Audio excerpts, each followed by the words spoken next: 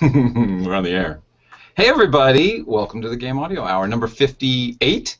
I always question that because my screen that reminds me of how to say this spiel covers up what number we're on. It's 58. Yeah. This is where do I start? This is our weekly podcast where we discuss all things game audio.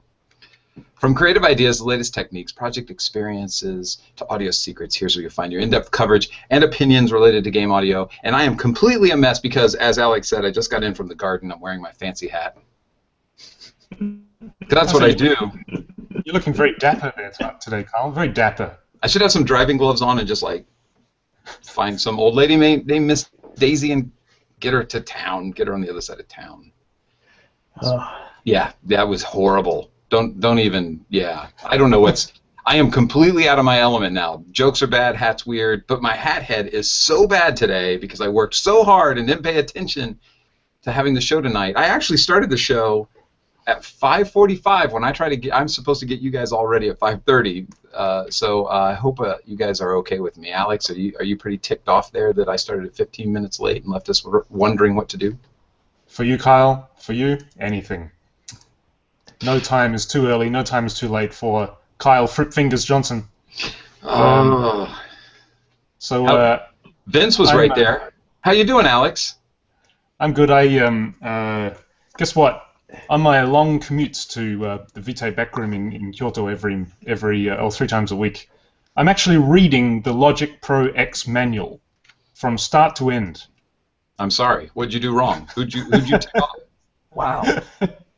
I'm actually reading it because, as you know, actually I'm thinking about getting a MacBook Pro. And interestingly, there aren't very many DAWs that are actually Retina compatible. I think Pro Tools, Cubase, Logic Pro X. I don't know about Ableton. Is Ableton Retina compatible? You know what? I don't know. I'm using one of those giant monitors that Apple put out so long ago. I don't remember what they're called. Yeah, I'm not sure. I know that Reaper is not Retina compatible. Of course, Renoise is based on it's pretty old school, so they have bitmap fonts to get these really tiny fonts on the screen, so that of course doesn't work with Retina. Everything just gets bitmap scaled by 2. So I thought, well, maybe it's time to, I used Logic for many years before, and I went away from it because it sucks. But I thought maybe I should try and maybe work out if it's actually me that's sucking and not Logic. So that's the hardest part. I decided to read the manual. It's actually pretty interesting. I'm finding a lot of interesting things, a lot of sort of solutions to some of the pet peeves that I've had with it. But can you remember them? No, of course not. Of course not. Yeah, like I was just in Pro Tools 15 minutes ago, and I went to duplicate a track, and I did duplicate, which you do in Ableton, but you don't do in Pro Tools, and then a whole bunch of crap just went wrong. And of course, Pro Tools has that wonderful undo feature of we basically don't undo anything. So, I can relate. You read something or you learn another DAW, but then you accidentally apply some keystroke from another DAW, and anyway, yeah. I interrupt. I apologize, but if you can hold on to, if you could have a part of your brain dedicated to one DAW and another to another, and you could be competent in both, man, I'm envious. It's actually, it is quite interesting. The tools like Reaper are more prone to giving you sort of a set of versatile tools, and then you just figure out how to do what you want to do with those tools. Whereas Logic comes from do you remember Macromedia? Oh my god! I used to teach Macromedia. What was it? Dreamweaver. Right. Oh, Dreamweaver. I taught classes on doing Dreamweaver, and anyway, yes, I remember them. Yeah. But there was another one. There was an interesting dichotomy between Macromedia and Adobe. So I use Illustrator on Adobe, and the equivalent of that in Macromedia used to be a program called Freehand. Freehand, yeah. And it was really interesting that Macromedia's approach they would give you sort of tools to do things like drop shadow, and sort of like bevel, and sort of very instant kind of tools like that, where, yes, drop shadows and bevels are in fashion at the moment. This is the late 90s or whenever it was. So let's give you a tool to just do automatic bevel, automatic drop shadow. The interesting thing is that Adobe, on the other hand, is more prone to giving you sort of loose set of tools like black square, blur, you know, things like that, and then you figure out how to get a drop shadow out of that yourself. Then Adobe bought Macromedia, and then now we kind of have a mixture of both in the Adobe stuff. But anyway, I kind of got the feeling that Logic is more on the Macromedia side, where they give you a tool for strip silence tool, or you know, map drum sample tool. Whereas, you know, programs like Reaper is more on the sort of, well, you have like a dynamic split tool instead of strip silence tool. You know, and you don't, there's less sort of automation with things that Logic thinks you would want to do, and they just give you primitive tools, and then you just work out how to do it yourself. So it's been interesting, anyway, reading the Logic manual and realizing that Logic seems to be more that way, whereas Reaper seems to be more the other way. Anyway, how are you, Vince? That's what I was going to say. Hey, Vince, how are you? Oh man, I'm doing okay. You know, just thinking about my time with Mac. I still have a Mac, and I don't really use it too much for production stuff, except the few times that I'm forced to use SoundForge, the Mac version, which is a crap thing.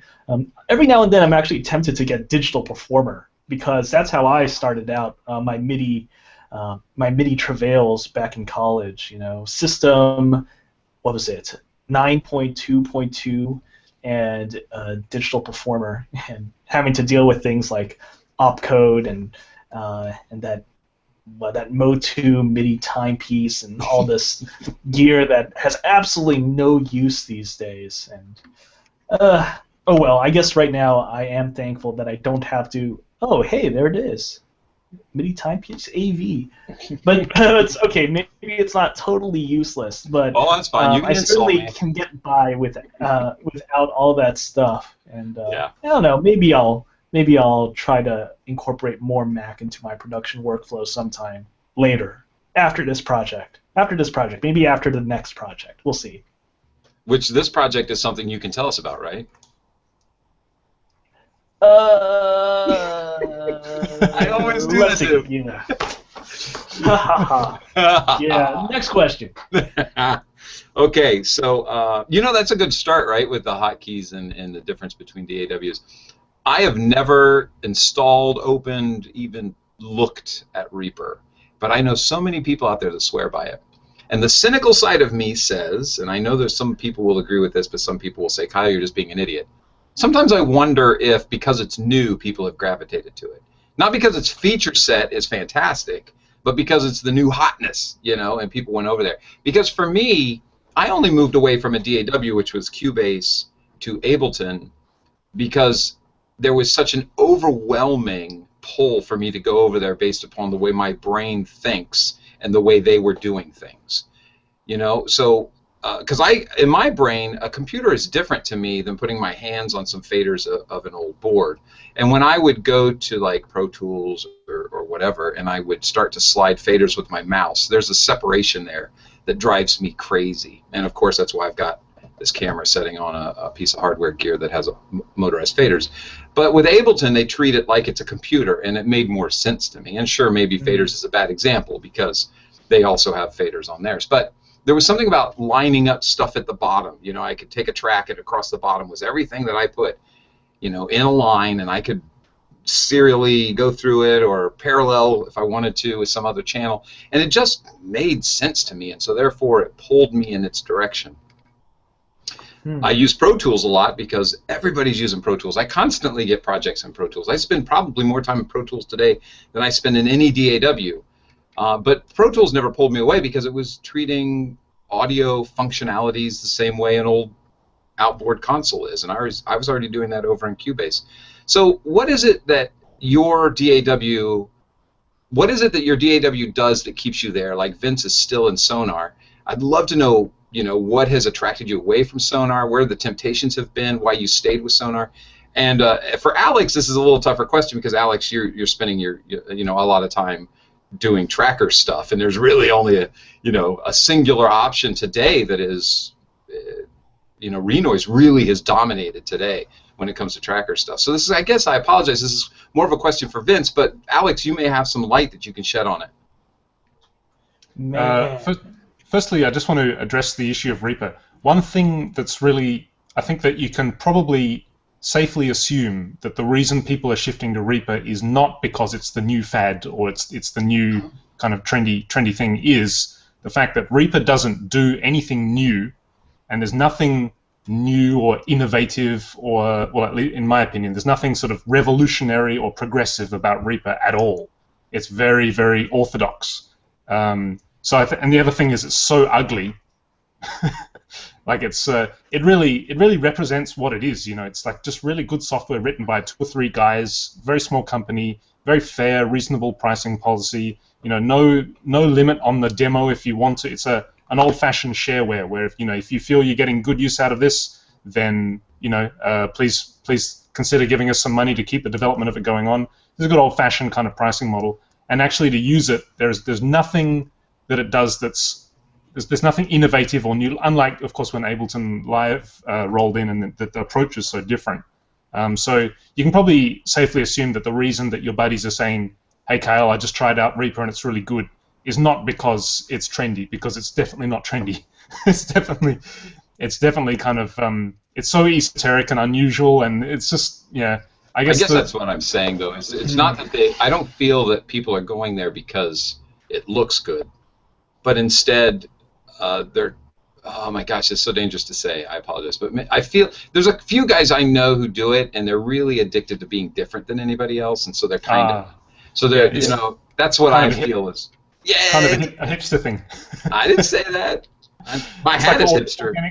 Organic, free-range, non-genetically modified DAW. We're going to get shut off of YouTube. Don't do it. No, it's not. I'm sure there are probably people who think, oh, yeah, Reaper is the trendy thing in town and everybody using it. And there are likely to be people who are using it for that reason. But when you actually try Reaper, you'll see, man, people are enjoying this. People think this is good. When you actually, it's just because it's so customizable, it's very solid, it's reliable, it's incredibly versatile just because it's very open-ended.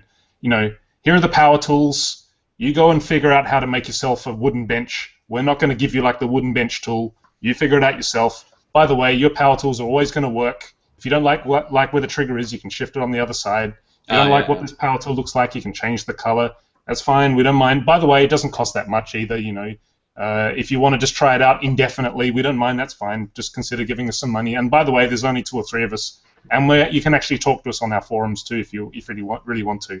That's a big sales thing right there, though. Having the ability to have good customer support.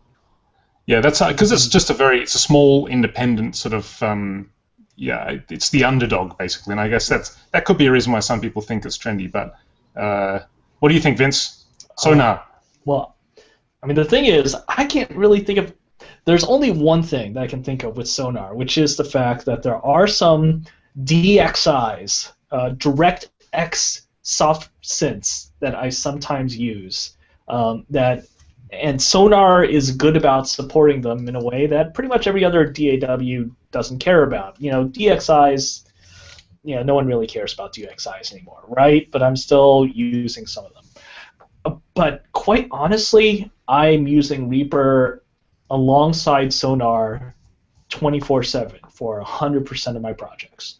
I like Reaper a lot, and even though most of the time I use Reaper as sort of a supplement to Sonar because I am used to composing in Sonar, but there are things that I do with Reaper that I absolutely love. Right now, my Sonar is always spitting out audio to reroute, so the Reaper virtual sound card. And then I use Reaper's much more robust matrix for handling a lot of stuff when it comes to routing audio with audio effects plugins as opposed to the MIDI stuff, which tends to sit in Sonar.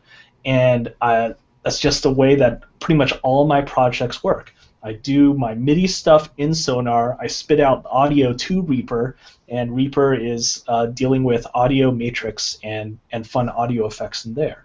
And it's great. Also, Reaper has really good scripting if you're a scripter type guy, if you want to do stuff in JavaScript, really fancy stuff. And Cakewalk sucks about that. The batch processing is really good in Reaper. Yeah, the batch processing is incredible. It is fantastic in Reaper for audio editing and getting stuff Yeah, hey, these are my finished assets right here. These are the 600 files I just churned through with this little batch process. Reaper's great for it. I see. That's actually the reason that I first got into Reaper, because it did batch processing better in some cases than the Sony SoundForge batch processing, which is actually pretty good, but it had some limitations when it came to sample rate conversion to non-standard sample rates. So I decided to spend some money on Reaper because, hey, it's not that much, and I was interested in another full-fledged DAW. And 2 years later, I'm using Reaper alongside Sonar. So your workflow took you to Reaper because of the game audio stuff. Like if you were a pro audio guy, you might not be using Reaper because you don't need all of that batch processing, huh? Yeah, probably not, but batch processing is great. That's exactly the same reason why I used Reaper as well. Is just because, as everybody knows, Alex uses a tracker program. Oh, how trendy! Oh. By the way, there's some context to that. We're picking on Alex in chat right now that people aren't seeing. About Alex, what do you use for DAW? I use Retoolbase Pro X. 4.7. Yeah. Actually, that's the reason why I went to Reaper as well, because I have to use a PC at work, because it's all, we've got to use wires and we're hooking up to dev kits and stuff like that. And then, I need sort of like got 12 characters to do voice-over recording for. Each character has like between 300 to 600 lines. And, when I record, basically, I just got this one long sample that I record. And then now I've got to figure out how to chop all of that up into separate individual samples with a fade in and a fade out, then export them all to automatically generated file names, all 600 of them for 12 characters, right? So that's obviously a pain to do in any kind of software, and Reaper just. Yeah, I mean, I just thought, I remember, the mighty Jack Menhor he uses Reaper, and Reaper's a great tool, and people talking about it and how flexible it is. Well, I need flexibility right now. Here it is. Oh, look at that. That's nice. It's got like a unlimited demo, so I can see if it's going to actually work. Set it up, and within 30, 40 minutes, there it is. I've got 600 samples exported out, and it was just quick, snappy, and immediate, and very, very solid. So. I mean also that the workflow is the reason why I got into Reaper as well, just for game audio. So you're looking at Logic to see if it strips silence and stuff. Have you discovered through your findings that Logic is offering the same kind of batch processing that Reaper has? That's the reason why I'm reading the manual, but try to find it. I'm not actually. No, the reason is because the reason I'm looking at Logic is just because, as I said, I'm going to get a MacBook Pro, and that's got a Retina screen. And now that Renoise is soon to come out with this Redux Renoise plugin for other DAWs, which takes most of the tracker sampler power and puts it into a plugin, there's no reason for me to stick in like a full tracker interface anymore. So I'm just sort of looking at other options. But we should move on to the topic. We tend to talk about DAWs a lot, don't we? I hope people aren't bored. It's important. I was going to segue also. I was going to have a successful segue. I was going to say, speaking of all of these features, how much does it cost for you to have a DAW with these features? And does that DAW have a subscription service?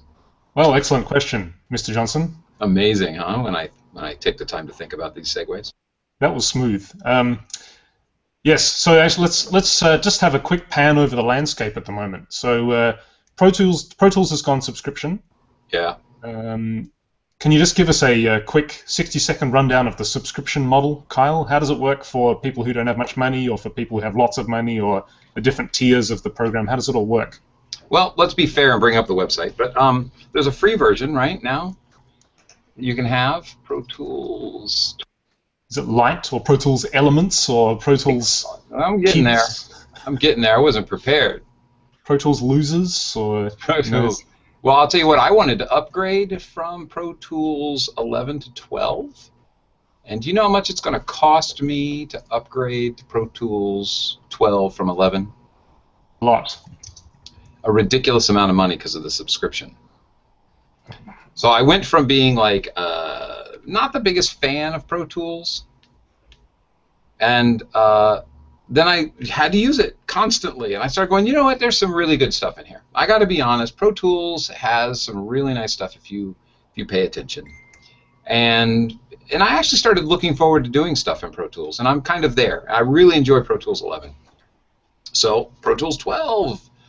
Well, if you want to upgrade, you can spend $800. No, $600. Pro Tools 12 upgrade with annual upgrade plan is $600. So wait. So hold on. So with Pro Tools, if you subscribe to Pro Tools, you also need to pay for updates? Pro Tools upgrade with annual upgrade plan is $200. I apologize. Pro Tools HD 12 upgrade with annual upgrade plan is $600. So yes, you're going to have a year of upgrades under this, is my understanding. I see. Because it's not like the... Go ahead. Yeah, while we're on the topic of subscription models, this is interesting because I've been using Adobe stuff for, like, I don't know, 15 years or whatever it's been. And recently, of course, they've started this Creative Cloud. Model. $50 a month or something. Something like that. It's not that expensive. I think it's a bit cheaper than that. But anyway, it's actually really good. I like it. I like because for the Winning Blimp stuff, I make heavy use of Illustrator. I do like not having to really think about, I need to get the latest version of Illustrator for that feature, or what. There's a new version. What features do I need to sit here and think about? Is it worth upgrading or not, or things like that? I like the fact that there it is, and it just sort of there it is and says, you have a new update to Illustrator. Oh, that's nice. You don't need to think about it, and you just get on with the work. But you don't own it. You don't own it. That's what gets me. I think that it could be the fact that because I'm very, very fortunate to actually have an income that I make via using Adobe Illustrator. It's sort of the idea. It just feels, yes, it's true that I don't own it, but it sort of feels like, well, this is the tool that I use to pay my bills, and therefore sort of paying for this kind of upkeep of it and having these updates every few months to me feels quite fair, I guess. And if Renoise came out with the same model, because I'm fortunate to be in a position to make money through using Renoise all day, every day, I wouldn't think twice about it. So Brian DiDomenico said that it's $200 flat to upgrade to Pro 12, PT12, if you don't want to pay the $30 a month fee. I'm a picky guy who wants to own my software, because imagine that I lose a job, right? And now I can't pay my monthly fee for the software that I'm trying to use to get a job, so that drives me nuts. Right. And so I like to be like, I'm paying one price, I own it whether something happens or not. That price is $900. $899 for me to go from Pro Tools 11 to Pro Tools 12 and own my license. That really kind of gets me in the in the upset areas of my body. Well, here's Brian has just chimed in with Pro Tools and Sonar. You do actually own it after the year is up. You just don't get any more updates. So there you go. I didn't know that. It's Chatty's to the rescue. That's fantastic news. I'd rather pay $200 and own it in a year than. So then, why are they charging $899? What's the benefit of that? We'll just have to wait for Brian to tell us. Yeah, it seems that owning it at $899 makes more sense than to own it at $200. I wonder why. I'm going to look on the website. So anyway, tell us about Sonar, Vince. What's going on there? So Sonar is kind of similar. Brian mentioned that it's kind of like that with Sonar. You do have the option of a perpetual license for any of the 3 tiers of Sonar. There's like the artist version of Sonar, which is a little bit more limited with mixing functionality and some of the effects that they provide in the box. And then you have the full-on Sonar Platinum, and you can do a perpetual license for that at $500 for the top tier one, which is the one that I have. And that $500 gets me 12 months of access to the updates. And Cakewalk has pledged to do monthly updates to Sonar. And they're kind of going the same route with that Avid's doing with Sibelius, actually. It's kind of on my mind right now. Instead of having version numbers, you just have, this is Sonar, this is Sibelius. and you have this particular build of Sibelius because you've been able to update up to this particular month, which seems okay. But it does make me wonder what sort of real benefit I'm getting out of that, because when I really think about it, Sonar 8 about 4 years ago was honestly pretty darn good. That did 99% of the stuff that I'm actually using right now, and I could probably figure out ways to do the other 1%. I wonder about that. I know that there are a lot of guys that do the yearly upgrade thing with whatever their particular music software is, and I haven't been one until I decided to go ahead and do this because, hey, I've been a Cakewalk guy for so long. Maybe I should. It is interesting, the subscription model, like the business model behind it is very interesting too, because it does raise the question. The advantage of the subscription model for the vendor is clear, obviously. You know, you get this constant revenue stream, and then hopefully, if you're honest and smart, you use that constant revenue stream to, you know, put back into the product to make it better, to address user concerns, offer support, and of course work your way towards the next version, or updates to fix problems in the current version. So the business model sort of makes sense in that from that point of view. Which then also begs the question, sort of very old-fashioned, honest business models like Reaper, is that even sustainable? Because, I mean, the idea behind it is that, yes, here's a program that is free to try for as long as you want. It's going to nag you. Please buy a license. Please consider supporting our software if you go over the 30-day period, but it's not going to explode or you know, spew out black MIDI every time you render something. Did I say black MIDI? I did, didn't I? Anyway, no.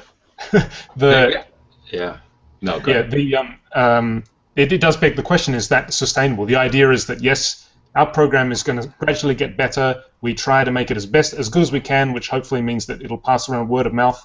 Reaper doesn't do any marketing for their software, so it's all kind of word of mouth kind of stuff. And so the idea is that one person gets it, they recommend it to 2 of the mates, and then the 2 mates get it, and then you've got 3 people using it, and then it kind of grows like that if it's good software. But, you know, it seems, compared to that kind of subscription model, from the vendor's point of view, it's very risky because there's no constant stream of income. People could just stop buying it, and then you just suddenly got no more income, and that's the end of it. Then that's the vendor side of you, but from the user side of you, obviously, a model like Reaper is great because people who are just getting started or don't have much funds, or they don't even know if music is something that they want to pursue full-time in a professional capacity, they just want to give it a try. You know, things like Reaper is fantastic because it can allow you to easy entry, get into it, and you don't have to worry about, you know, and it's very cheap if you have under a certain amount of income every year. Yeah, Reaper is actually rather more than honest. You know, right now Reaper is in version 4, and I remember I bought version 4 point something about a year plus ago, I think almost 2 years ago, and that actually allows me access for updates to Reaper actually through the version 5, so through version 5.99, which on the current track, maybe he introduces version 5 later this year or early next year. And that's a lot of new product and updates and bug fixes and whatnot that dude is giving us. I still want to know why Pro Tools is $8.99. I don't see the benefit. I searched. It even said you have a year's worth of upgrades. So why wouldn't I pay $200? Anybody know? Chatties, do you know the answer? Yeah, Brian. Brian! Brian's saying some interesting stuff here. It's talking about Cakewalk's angles, that they would rather roll out their features over time rather than try to come out with a new version of Sonar and have it be buggy, because they tried to put out all of these new features in at one time. Mm-hmm. I mean, I can see that. That's certainly something that I can get behind. But man, there are so many darn bugs still in Sonar that I'm constantly coming across. Let's see, what are some obvious ones? In the PRV, the keyboard map actually not matching up with the notes in the screen. The similar thing actually in the tempo map. where the actual tempo markings and the envelope do not actually line up, and then you actually have to just, move the window around, and then it will properly redraw. Oh man, there's just so many random little bugs, and it just seems like it's just buried in all the stuff that's been built on top of it. I kind of want a new version as opposed to this idea that, okay, you're going to be adding these little bits here, but I know that thing that's bugging me is actually going to be further buried. Yeah. I had an embarrassing error today at work. So we have a lot. We're using Unity to build a game, and we have a lot of. Yeah, thank you. A lot. It's strong in some ways, but there's some weirdnesses, and they're super nice. Unity support is fantastic. I mean, they even met us at GDC to talk about our needs. We're just a tiny little indie company that I'm attached to now, and so that was pretty nice. But I brought it up today to put in some of my sound design, and it errored out and said, "Try again." And so I hit the try again button. Try again. Try again. Try again. Try again. Or force quit. Force quit, you little bastard, right? And so that's it. I'm done. And then we had our 1 o'clock meeting. I continued to work on some other audio stuff. 1 o'clock meeting comes up. I've got a screenshot of the error, and I'm like, this little bastard won't let me into Unity. And the other guys are like, oh, yeah, all you have to do is shut that down and restart Unity, and everything will be fine. God, that pissed me off. I don't think the error is telling me to force quit, so I force quit. I don't go, oh, let me try again, because my mind is going, I'm just going to get that error again. That's the whole point of the error. When you read it, it says, I'm not going to work for you. You can either try again through hitting this button, or you can force quit. That's the end of it. It's like putting in a period at the end of the sentence and then saying, oh, you didn't keep listening. That guy kept talking, No, there was a period. I stopped because that's what periods do. This error message said, go away. So I went away. And then I showed it to the team, and they said, yeah, just got to start Unity again. God, I hate that.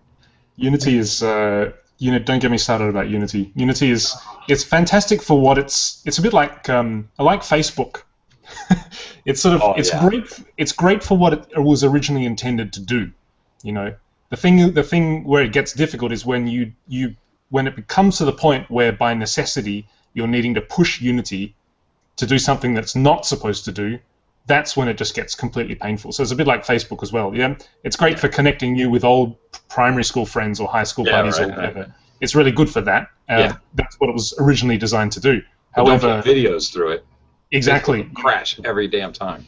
And don't try to do your business through it, or it's the same thing. So yeah, I mean with Unity as well, it's great for the sort of game jam. Slap something together and get it working quick. It's really fast. It's immediate. It's fun. It's easy to use. Anybody can use it. It's great for that. The minute that your game grows to a certain, I mean, like for example, with the game jam mentality, is like you've got an idea, you've got it together in Unity. Maybe you got some funding from a publisher. Great, we're going to do it now. We're going to make this game. Well, we got all of this code base that we started off in Unity, so we may as well continue using that to grow it out into the bigger game that we have in our minds. And then all of a sudden, you suddenly run into all of the the big walls that Unity puts up. It's like, why can't I just do that? That's all I want to do is that, and I can't do it because Unity. So it'd work with the VR game that we're working on. Yeah, VR in Unity. No. Well, good for Unity for making strides. The point is that as an ex-programmer, I would run into error messages and people would just close them, and then they would go, I don't know why this works.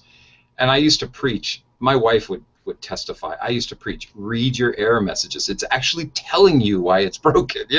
Read it. Don't just close it and go, I don't know why this damn thing works. So I read my error messages, and it basically says, don't try starting me again. I'm going to do this again.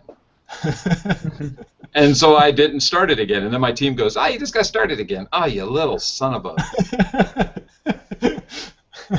It's the opposite. But that's the game industry. The game industry does things as a programmer. Oh my God, I'm going to get on a high horse. Let me heighten my chair because my soapbox is going to get under it. Why, for Christ's sake, do we release games that are broken? When I was a programmer for a bunch of small companies, and I luckily became a programmer for IBM. That was really awesome for me. I loved it. I thought that was the height of my career. And had I released some software that I said, okay, here it is, spend a crap load of money, and it's not going to work, but we'll send you an update. It's on its way. I promise you. And then when we send you that update, that's not really going to work either, so we're going to send you another one. And as a matter of fact, we're going to talk to to Sony, and Sony's going to upgrade their machine so that our software will work. So you got to wait through like an hour. That's it, just an hour, of updates. No big deal. Why, for Christ's sake, do we release? It drives me nuts when I have a title update. Do you think it's partly marketing departments weighing in on the R&D?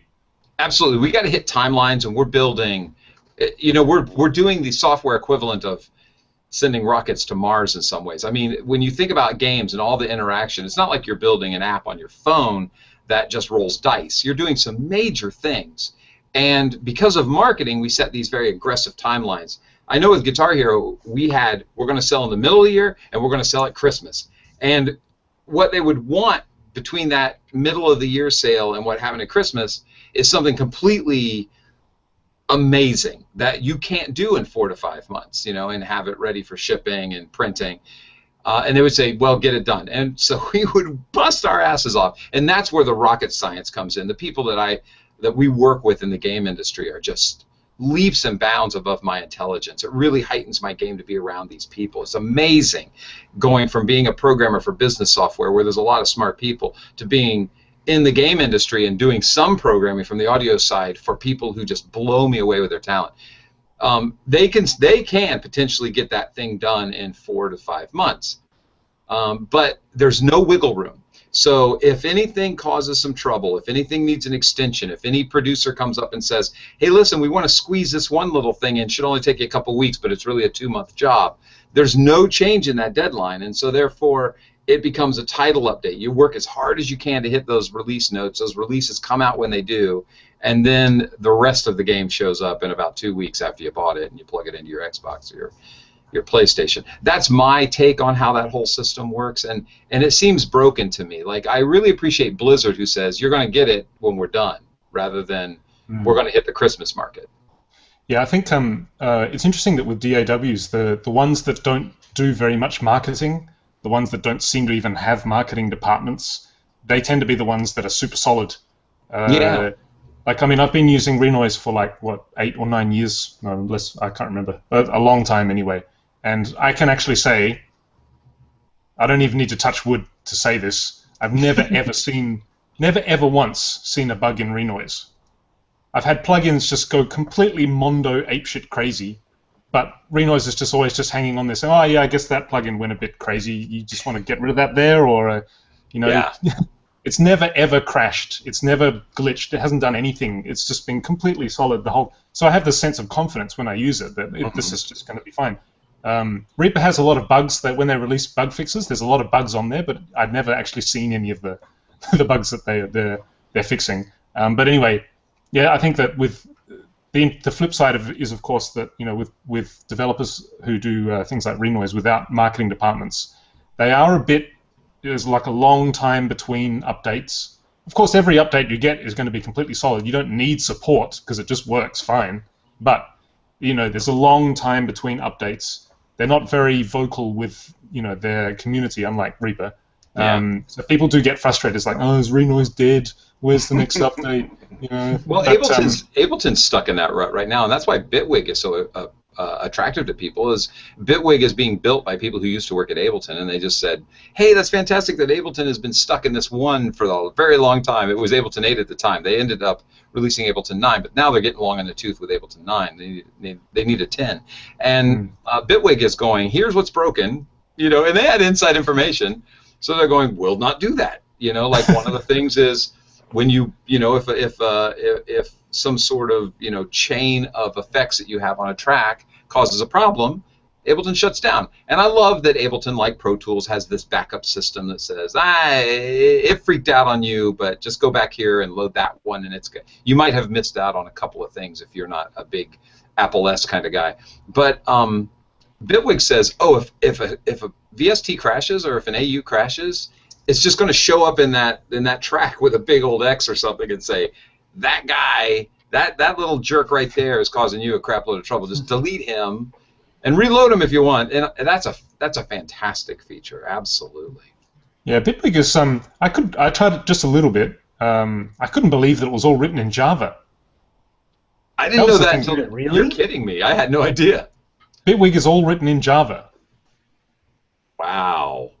No wonder it's no. Oh, no, I'm kidding. No, look at Vince's eyebrows. Look at those eyebrows. I'm really surprised. Let me look. Genuinely surprised. Yeah. Let me see the eyebrows, Vince. I didn't see them. What are they? Oh, what? There's a massive eyebrow right there. Vince went up. Bitwig is all written in Java. So when I tried it, it's like, what? Written in Java? What? And when you try, it's obviously written in Java. It feels like a Java program. Does it lag on the PC side? Because it doesn't on the Mac side. I didn't. I've only tried on the Mac. I've never tried on the PC. But with Java, you got to go through the Java runtime engine. So I would presume that there's a translation lag. Right. The thing is that they seem to have. It just seems to work fine. It doesn't feel like a native program. It does feel like something other than a native program. It is Java, but it just seems to work. So that was more impressive to me than actually what Bitwig was like to use itself as a DAW.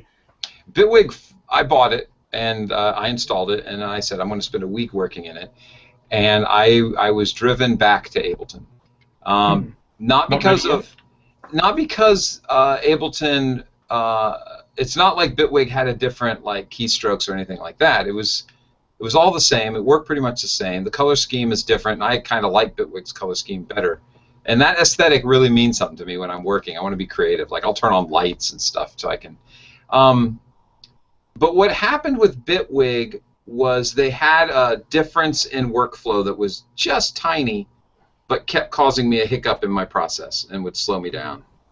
And I can't remember exactly what it was because it's been 6 months or more since I even opened Bitwig. But there was something about it that if they were curious, I'd be willing to give them that information for sure. There was something that caused my workflow to slow down. And I go, well, if you're going to be that much, that's what happened in my brain. If you're going to be that much like Ableton, then be that much like Ableton. I doubt a workflow can be copywritten. It's just putting things, dragging things, dropping things. But I felt like they decided to be their own thing, and that was enough that I go, you look like Ableton, you act like Ableton, well, except for those and that other thing. So I'm going back to Ableton. Yeah, AKA ADR has just commented that we're back to talking about DAWs again, so we should probably talk about something else. We're in desperate. Chatties. That's so funny. He's right. Yeah, we're in desperate danger of being labeled the what is it the DAW hour instead of the game audio hour. All right, I'm moving out. So we talked about subscription bases. We talked about DAWs. So Sonar has a subscription base. Pro Tools has a new subscription base, and that's one thing I wanted to point out. Brian DiDomenico said that the $8.99 is if you've never owned Pro Tools before. That's what that's for. If you already own Pro Tools, it's just $200 to upgrade.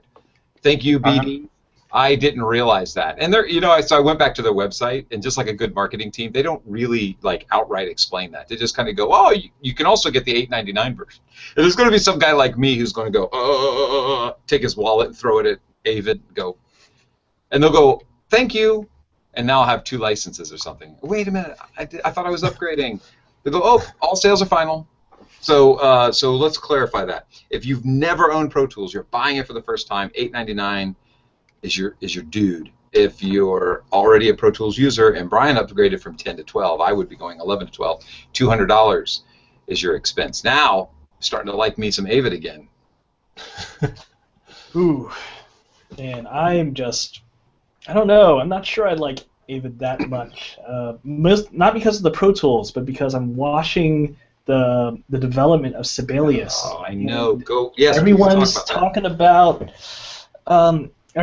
about how they're spending a lot of time on these things that people don't really care about, and the fact that Sibelius development has just been this long deceleration over the last 2-3 years. I mean, they've been on Sibelius 7. I know it's 7.5 now, but Sibelius 7.5 for a long time, and there seems to be a huge contingent out there that's just waiting for someone to show how it's done, and hopefully it's those ex-Sibelius guys that are now over at Steinberg and are biding their time and going to release something cool, maybe soon. I talked to the Steinberg guy at GDC, and I think Mike was there, and he directly asked him about Sibelius, and his lips just went, you know, and he was like, I remember him saying something. I'm sorry, Alex. One more thing. I'm sorry. I remember him saying something about that he's in a different group than those guys, and they keep themselves very separate, but that they're working on something really awesome. Kind of a typical marketing speak, but this guy was not your typical marketing guy. So I felt very confident in knowing that they've snatched these guys up to do something pretty amazing. A lot of amazing stuff is coming for Cubase. Alex, I'll finish this with saying, also, he said to me that they're looking into an upgrade from Cubase to Nuendo because at GDC, one of the big selling points for Nuendo was that it worked with Wise and it worked with Perforce. So you could like do batch stuff, send it to Wise, send it to Perforce, drag in from Perforce, send it back out to Wise, do some changes, send it back in.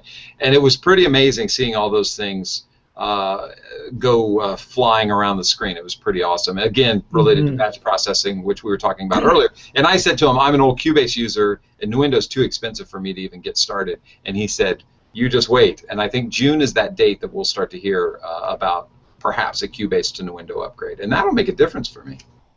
Alex, go. Sorry. Sorry. Tell me about notation software. Is Sibelius like the standard for actual notation software? I don't know much. Does Sibelius actually sequence? Can you actually play your music in Sibelius, or is it just like a word processor for notation? Is Sibelius a DAW, Vince? No, Sibelius is not a DAW. All right, well, we can talk about it. Yeah, they do some things with if you can get it working. You know, things like rewire, but most people don't bother with that. It's really just, here's my score, I'm going to finish stuff up in Sibelius or Finale. Those are really the two big ones, Sibelius and Note that everyone uses, or what, 80 to 90% of all the music composers and orchestrators and engravers and all those guys, they use those two programs. There are some other things that are out there that are usually cheaper, but not quite as full-featured, not quite as friendly. Although I gotta say, I have been super attracted to this piece of software that just came out 2 weeks ago called StaffPad. And for $80, it's not just a piece of notation software specifically for Windows-powered tablet computers. It's also a handwriting to notation software. And I've just been seeing some really fantastic demos of StaffPad, and I'm thinking, oh man, maybe I can use this instead of Sibelius or Finale. And actually, it turns out it's probably more useful as sort of a front end for people on the go who want to work with their Sibelius scores, and then you can export from StaffPad to Sibelius. But man, Sibelius and Finale, those things are pretty expensive. And Sibelius was just announced this last weekend to have a similar subscription model to what we were talking about with Pro Tools. So yeah, if you don't own it, you have to pay up front for it, something like $650. And then you need some yearly upkeep on it at on the order of $90 a year. So you can do that, or you can do an annual subscription on the thing for $240 a year, or you can do a month-to-month subscription on it, which I think is a little bit more expensive than that. And I don't know what to do with that because it's been so long since I've messed with Sibelius. I would actually be entering in. Oh yeah, there's Notion. I do know about Notion. I use that. Yeah, Notion's it's a little cheaper. I think it's something like $150 to get in on that. And they do have an interesting iPad app for it, which seemed kind of cool. It's fun to just lay in bed and make stuff up, and then because I don't read sheet music very well, which, oh my God, that's a topic I wanted to talk about, and we got 10 minutes, of course. I mean, I read sheet music, but I'm really slow. And so one of my favorite things is to just, like, throw dots around. Just see what comes up? Yeah, and then I go, ooh, that's terrible, and I scratch that out, and then I go, well, I like the first 3 dots, and then I change a few, and then I go, ooh, that's pretty cool, and then I do something fancy, and I go, oh, it's John Williams. Yeah, well, inevitably we always lead to John Williams, right? It just, no matter what you throw pasta at an iPad using Notion and you end up with John Williams. I think there's a little bit of John Williams in all of us. He never knew my mother. No, that's not what I meant. Never mind. Oh, sorry, I didn't realize. Well, actually, I wonder about that. How about you, Alex? You read sheet music pretty well, but do you work with sheet music much? No, I don't. Never. Like, I haven't. Never. I mean, the extent of sheet music is just noting down something for my son because he's learning piano. He's been learning piano for several years now. No. I'm really bad at sight reading sheet music.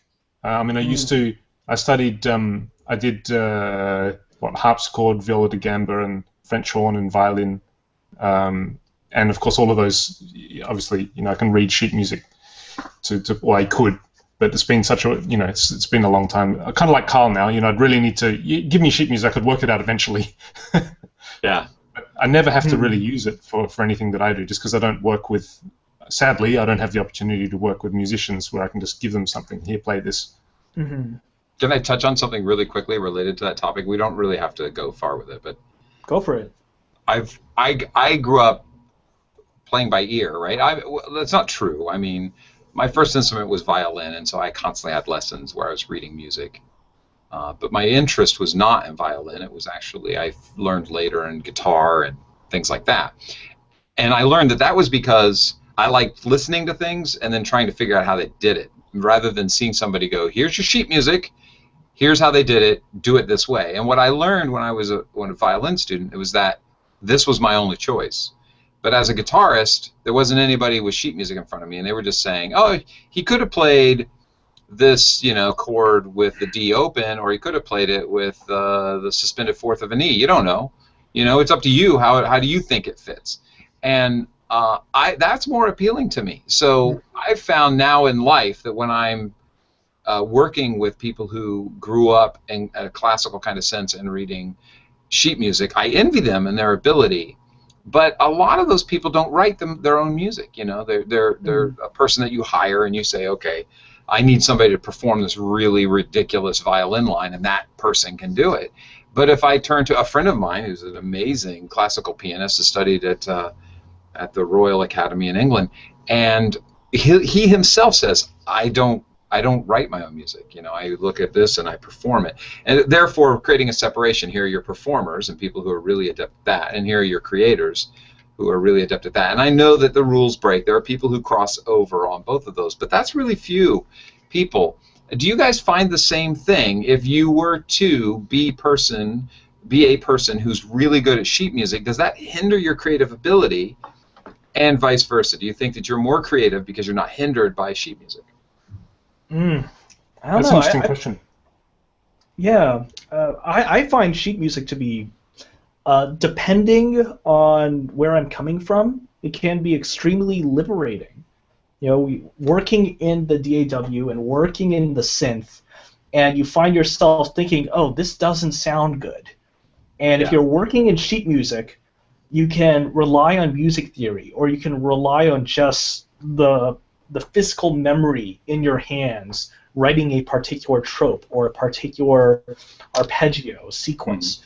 You write that out, and you don't have to worry so much about, oh, this doesn't sound quite right. You just look at it and think, I know that this can be played because I have written this, and I'm looking at it, and it seems playable. And you can keep on going from there. And I find sheet music to be a wonderful tool for developing music outside of the DAW, and often I will use that to help inform stuff when I go back to the DAW, even for something that's not intended to be performed live or in any way acoustic. Yeah, I would agree. Sheet music. I used to use sheet music a lot when, especially if you're sort of out somewhere and you have a melody in your head and you just want to jot it down.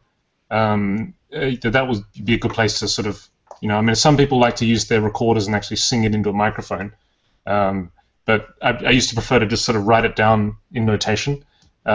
These days I actually write it down in tracker notation. Oh yeah. just because then you just use like Notepad on your on your phone or whatever, and just write it out just line by line. And I do it that way just now because it's easier. I just sit down and renoise and just type it in.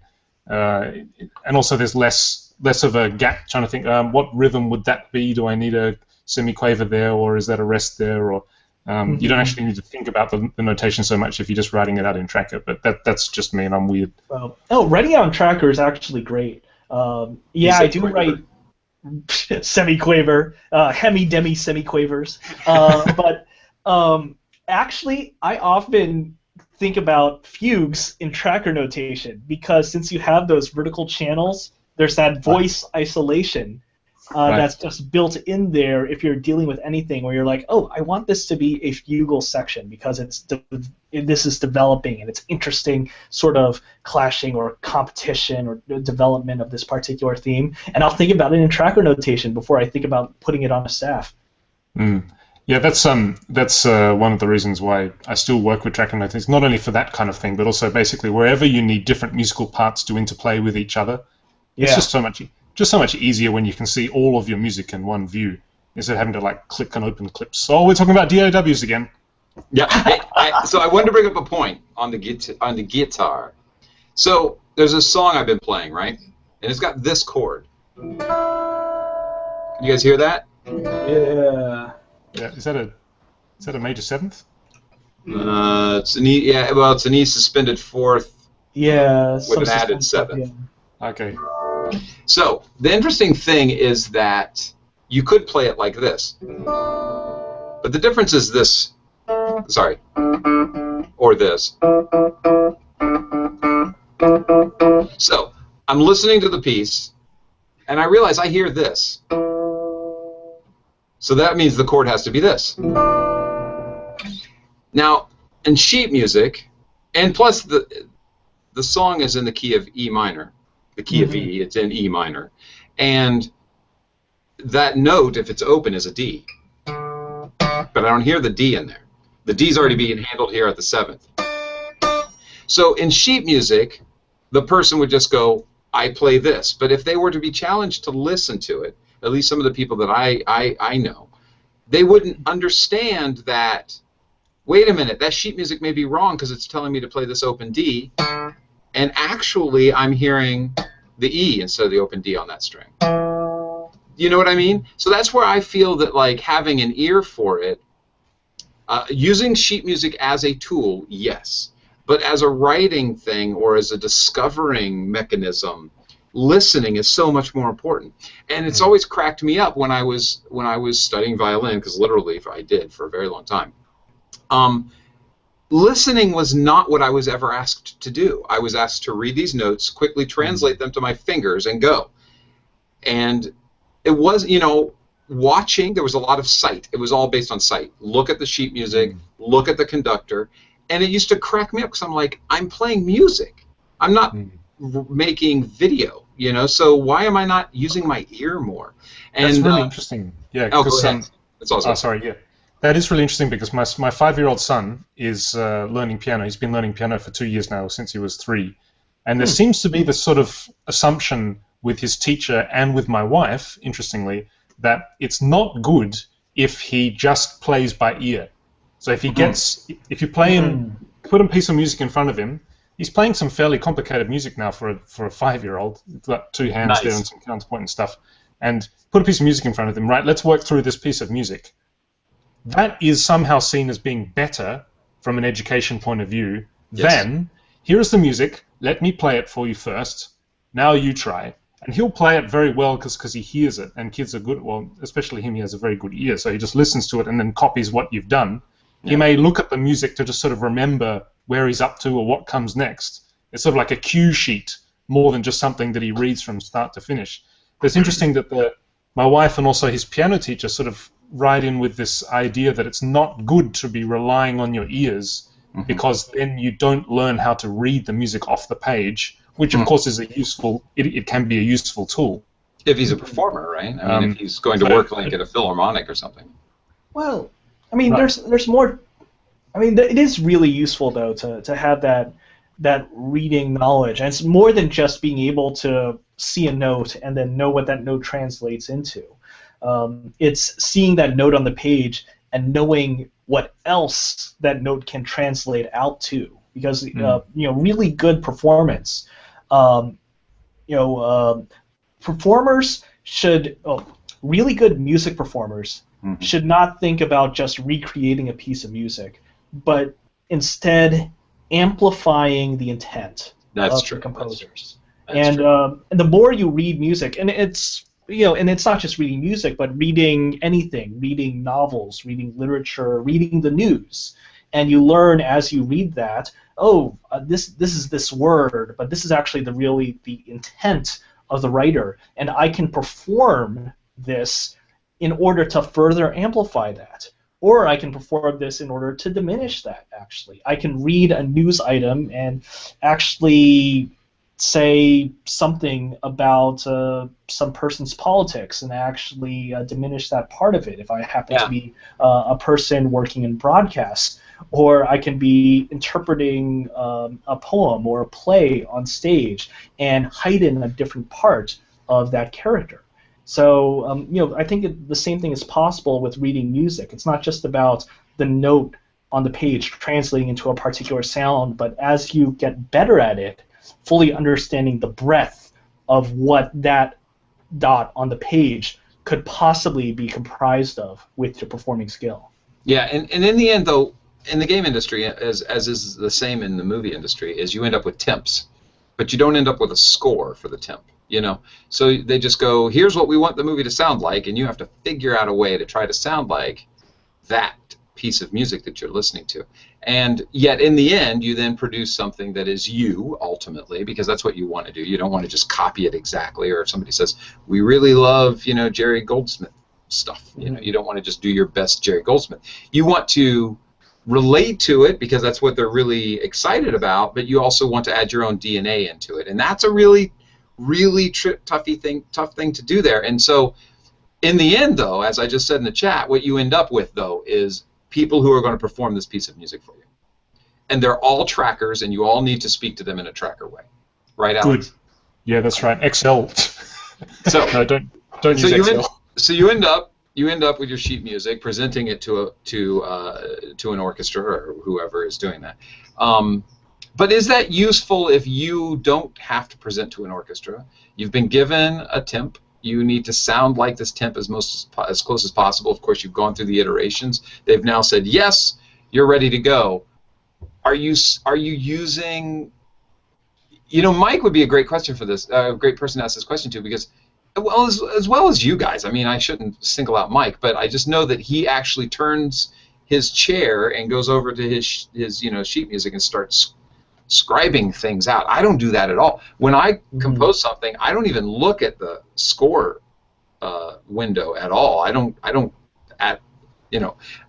for MIDI I will, but oftentimes I'll perform the MIDI part and then edit it.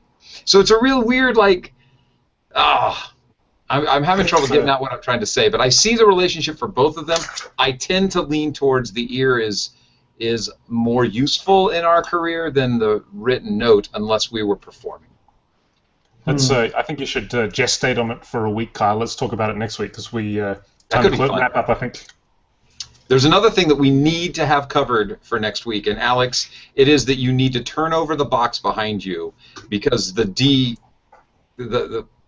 Panda is suffering the worst kind of decapitation I've ever seen. It's a chin decapitation. It's not even like the neck. It's the chin and lower jaw decapitation. It has a little bit of the nose. That's just evil. Yeah, no, actually, we cut a box in half and make them into trays of Lego for my son. Oh, yeah. They're like half boxes with all the Lego inside it. So I'll sit like this. Is that better? Because hi, guys. I'm going to get that minor little OCD that I have. Is there any chance that next time you cut the box, you can do it so that you don't flip one half of it over? I guess not, because that's the top, right? So the flap is on. Oh, you're killing me. I'll just sit like this. There you go. That's better, isn't it? Now I'm kind of leaning on one arm, and I look like I'm, sort of intellectual. That's right. You need a mustache. You need I need a hat like yours. And a brandy. That's what I had today. No scotch, just brandy today. Look, I'm all sophisticated. All right, guys. Well, I think it's time to wrap up. Yes, I got to get going too. And hey, this was a great show, man. I love it when we just talk shop. Yeah. Let's talk about Always DAWs, though. People must be getting bored of all of our talk about DAWs. It's just AKA. Well, Just AKA we know and, we're going to have fun next week. There's going to be some new stuff happening, some fresh faces, perhaps. That is true. That is true. Mike and I definitely want to talk about a project that we just went through that was fantastic, but Mike couldn't make it today. I was planning on talking about that, but I like these subjects too. I think they're great. So let's just extend them to next week. All right. Cool. So with that said, hey, everybody, thanks for watching the show. Thank you, chatties, for saving my bacon a couple of times. Thanks for putting up with my opinionated opinion on things that are opinionated. And when you're on Twitter, hey, tweet us a little bit. You know, tickle the tweet button. And then when you're on Facebook, that like button is pretty awesome. I saw the coolest meme. It was a dump truck full of likes, and it was dumping all the likes on the ground. It was just a bunch of thumbs everywhere that was on the ground. It was pretty hilarious. I want that. I saved that picture, so that when I get one of those that I can't like enough, I'm just going to put that picture in the chat. And when you go to YouTube, you know, if you do that subscription little thingy, you will be notified of every time that we do one of these awesome shows. I think I covered it. Okay, bye. Yes. Now I'm off to eat spaghetti, and guess what? There are 2 other guitarists coming to my house, and we are all going to play ambient guitar at the same time. Have a great night. If any of us are still awake within an hour, we've done something good. Wow. That's how we know. That's how we know we did well. We'll just be all nodding off until we're all 3 asleep. Like, oh, that was an amazing piece. We slept for 8 hours. Okay, I'm. All right. Bye. Bye. Bye.